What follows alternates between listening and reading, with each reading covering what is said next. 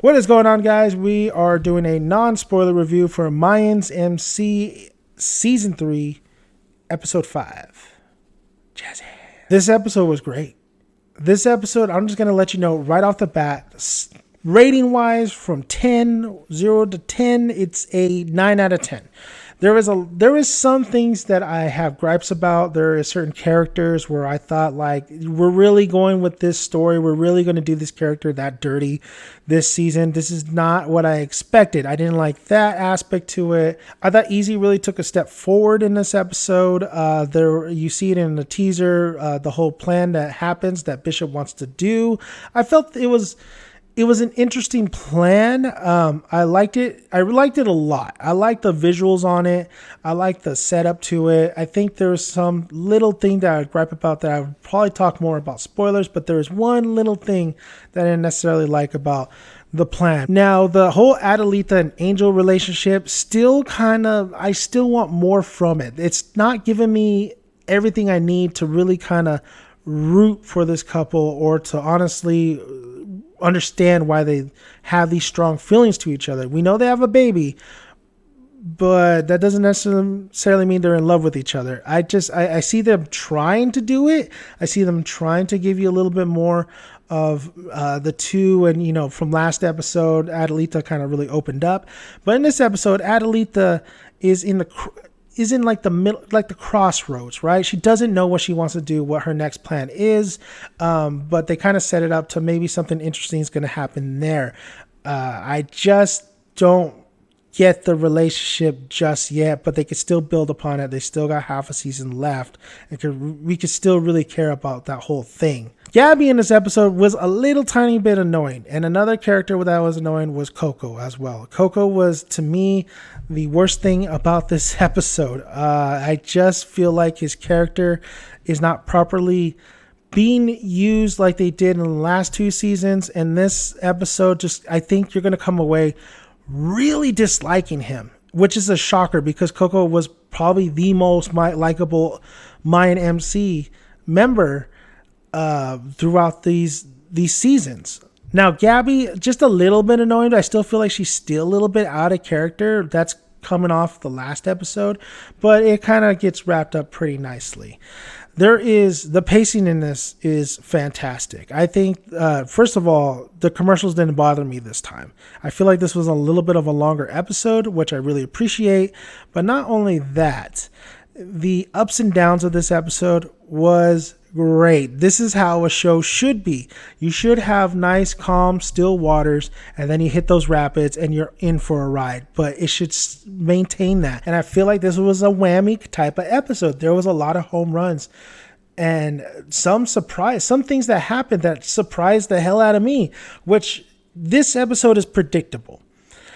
There is predictability all over the place. You knew that some things were going to happen like this, and some things really frustrate you, but the execution is fantastic. I always say that you could be predictable because film and storylines only can go certain ways. You can't unless you really blow my mind and you really got a smart ass screenwriter. But if you execute it very well, then it's forgiven. Then it works. It works within the story and what you're trying to tell. And I feel like they really made this work. Even some elements like Emily's storyline, even though, like, what the hell, Emily? What are they doing to you? Like, you're really not compelling. You and your sister are not engaging yet. It still kind of fits in there, especially towards the end of the episode.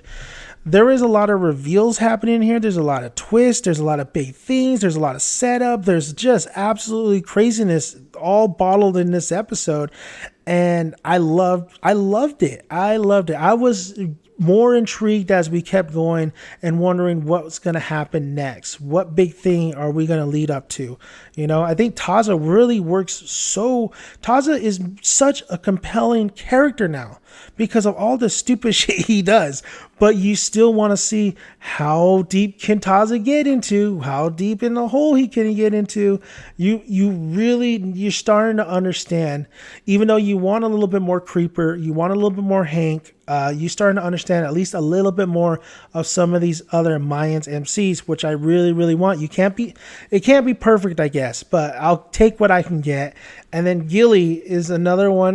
Gilly, every time he steps on a scene and he has his little outburst, even though it's kind of the same shtick, you kind of still understand him. He's kind of still like, you have his back. You understand why Gilly is so frustrated, like especially with Coco. So I like that aspect to it. Do I want more screen time with Hank? Yes, I do. Do I want more screen time with Creeper? Yes, I do. I think Creeper only got like he's in and out, right? He's not constantly in these episodes. Steve is still great in it. There is like still questions I have, and a lot of things that kind of get a little bit glossed over, especially with Angel and Nails. But I think we still have half a season, so we'll see what happens there.